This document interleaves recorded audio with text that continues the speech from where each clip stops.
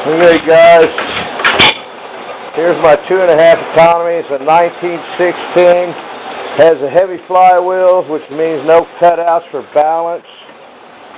It's one of my favorite engines, actually. I haven't had it run for a while, but it's got one of the best engines in here, really. I've had it for a while, but I had something come up. I need some cash. I'm going to tell you, it's got a brass Webster mag.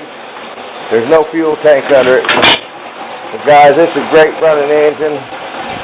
We'll sit there and run all day like this. It's got all original paint. It's never had one repair on it, nowhere.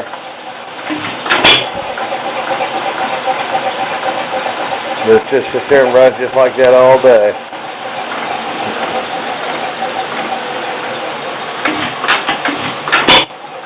Anyway, just want to show it to you guys. Anybody interested in it, let me know. Later.